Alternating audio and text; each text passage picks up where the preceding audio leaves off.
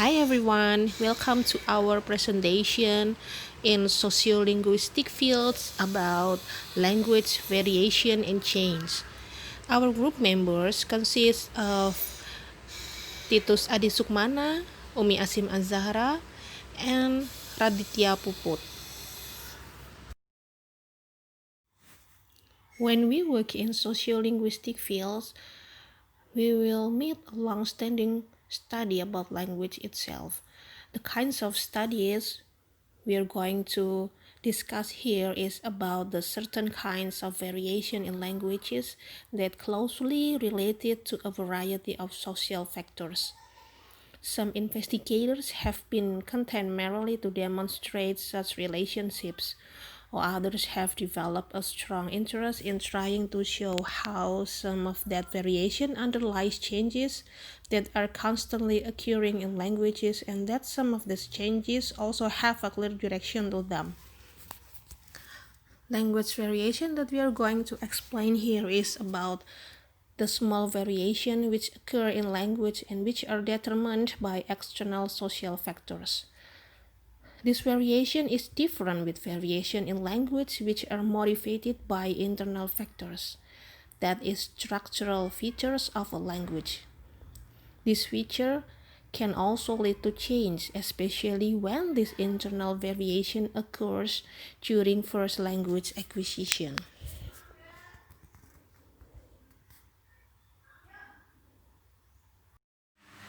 A kind of change that are important to have structural impact in language is called the traditional view of language change.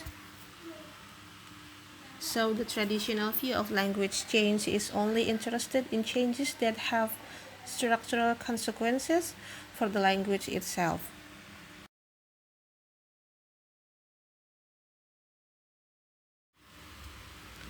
So what does it mean by structural consequences?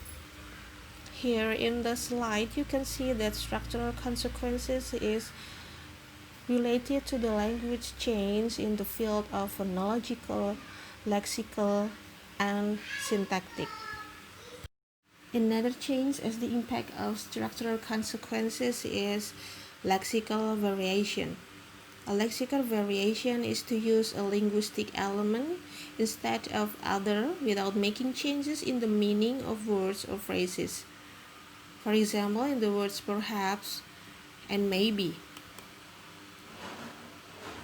Vocabulary can change quickly as new words are borrowed from other languages.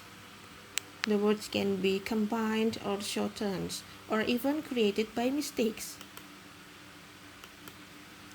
Variation in lexis may be systematically used by speakers to index their affiliation with certain social groups. Some work of this study has shown that this is also true for sign languages. This variation may function as an index of social variables such as region, gender, ethnicity, social class, or social factors that are distinctive to sign language communities, such as the language policy of the school attended during childhood and the language background of the signer family. It may also indicative of a language change in progress. The structural consequences in the traditional view of language variation here also bring a change that is called syntactic change. By comparing older and newer forms of the language and by looking at different dialects, we will understand that the rules of syntax and morphology may be lost, added, or changed. Many syntactic changes have occurred in the history of English. An example, if we want to use the word who and whom, the rule which once governed the occurrence of who and whom is slowly fading out of language, as in the sentence, I don't know who to give the book to, while other people still use whom instead who.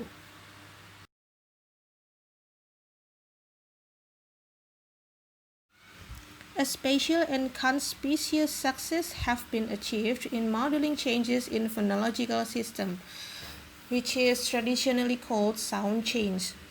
In some cases, an old sound becomes a new sound across the board.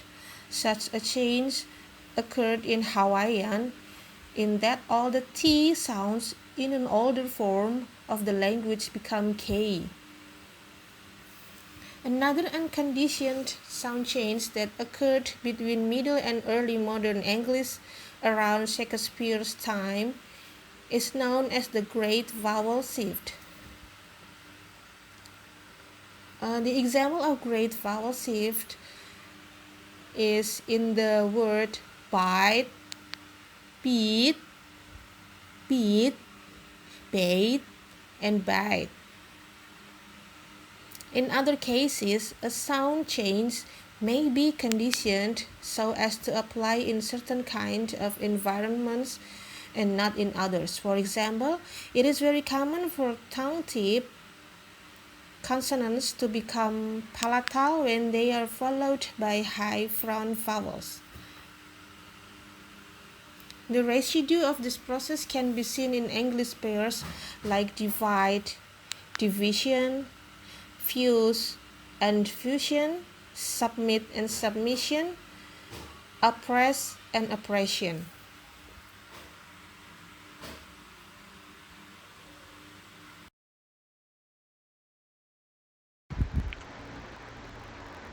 Okay, it's now my turn to continue the presentation. On the slide, you can take a look at one question. Why might sociolinguistics be exclusively interested in those changes that bring about structural consequences for language? The answer is have two reasons. The first one is they affect the language holistically, and the second one is they can inform the chronic linguistic.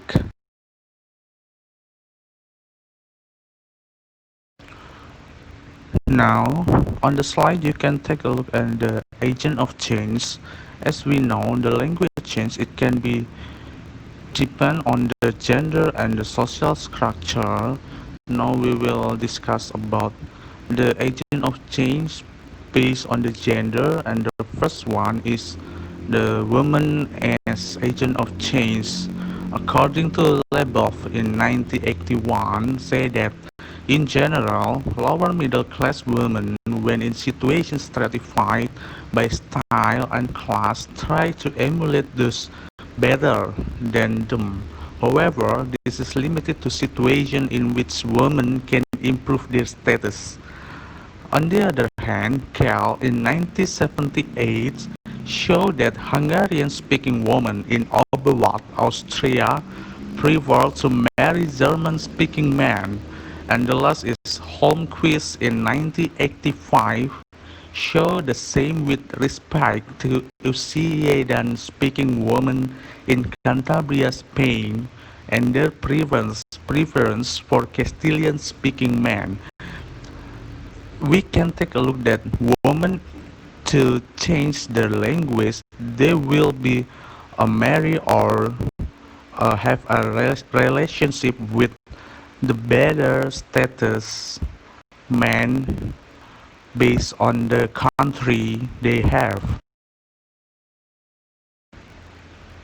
Now, on the side of man, according to Tragel in 1972, show that upper middle working class men in Norwich use certain pronunciation to express certain values. And the second one, according to Cheshire in 1978, show that lower class boys in reading England use more non-standard syntax than girls for reason of identity and solidarity.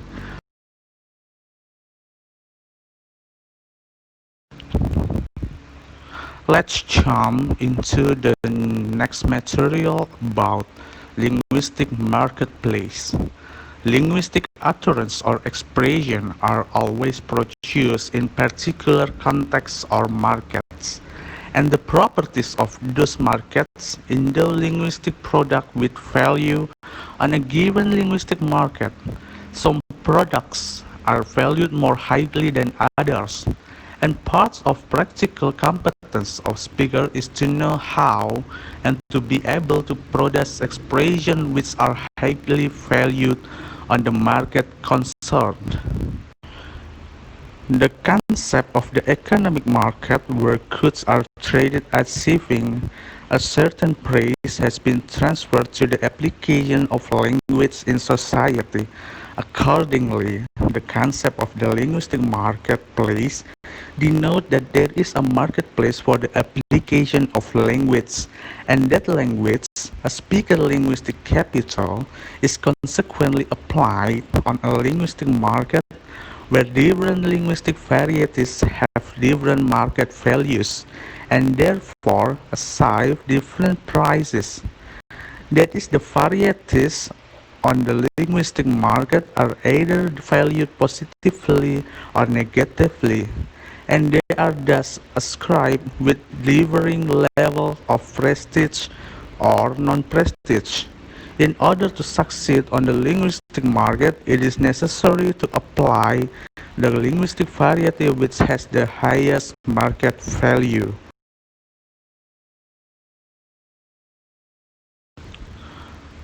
Okay, now we jump into the material about the process of change. There are two types of the process of change. There are diachronic approach and synchronic approach. Based on the focus of the changes, diachronic approach focus on process and how language develop. But based on the focus, synchronic approach focus on the structure and how matters language stands. And on the other hand, based on the analysis, diachronic approach feature of change over time historical dynamics, and the synchronic approach based on the analysis the changes of language states of the system at a given point of time. The another side, based on the logic of order, diachronic approach uh, talk about cause and effect change, but in synchronic approach talk about systemic association.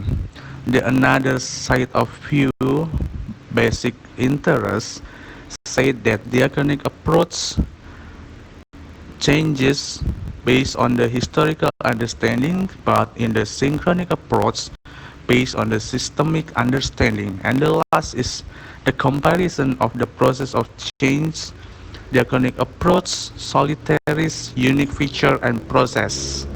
But in synchronic approach, similarities, contrasts, proximities, and equalities.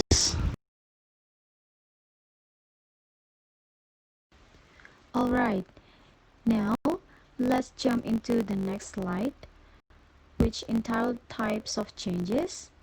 And our discussion is starting with the change from below.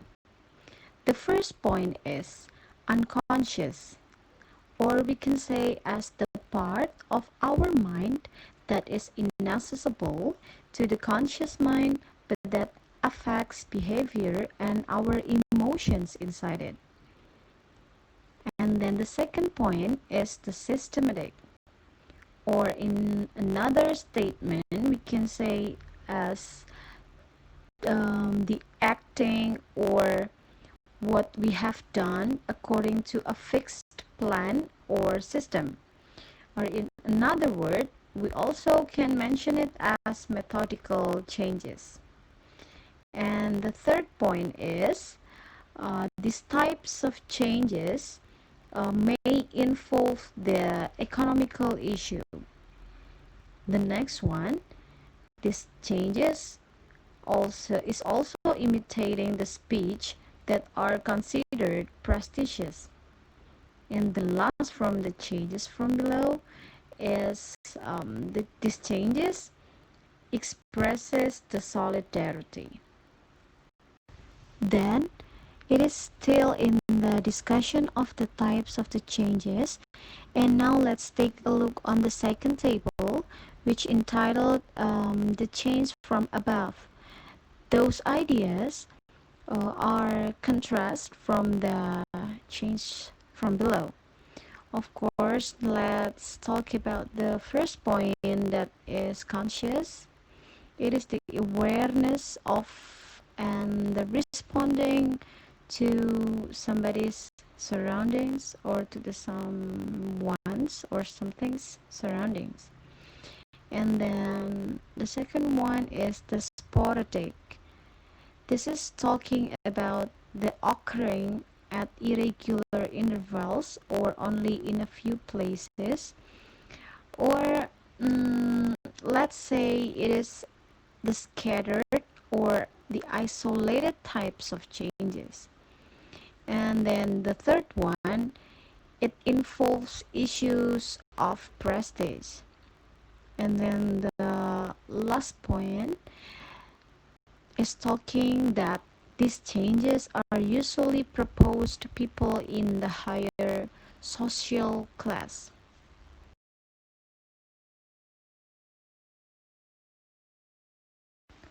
After talking on the types of the changes, now it is appearing a question: how do the language changes spread around us? The answer of this question is divided into the three parts. The first one is from group to group. This changes is spreading like the waves in different directions, and the social factors such as the age, the genders, the status, and the social group affect the rates and directions of the changes itself. And then the second part is from style to style. The style here means from formal to more casual, from one individual to another, and from one social group to another group, and of course from one word to another. And the lexical diffusion, it is talking that the changes spread from one word's vowel to another. The sound changes begin in one word and later on in another, and so on.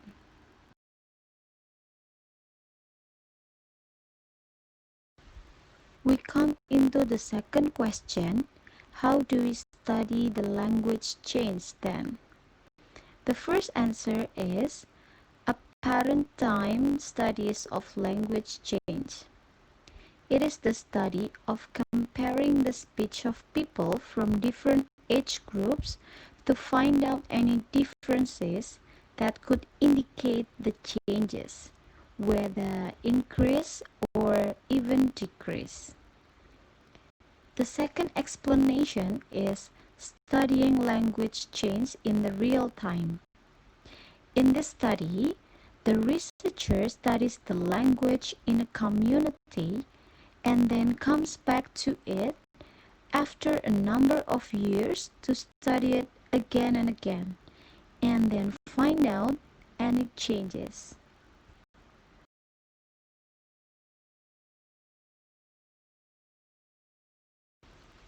After discussing the two previous questions, there are also the reasons why the language changes. The first reasons are the social status and language change. The members of the group with the most social status, for example, they tend to introduce the changes into a speech community from neighboring communities which have greater status and prestige in their eyes. And then the second reasons are the gender and the change. The differences here in women's and men's speech are a source of variation which can result in linguistic change. And then the third reasons are the interactions and the language change. The interaction here and the contact between people are crucial in providing the channels for linguistics change. And then the last reasons is the influence of the media. Some researchers believe that media has a very great influence on people's speech patterns and the new forms of their language.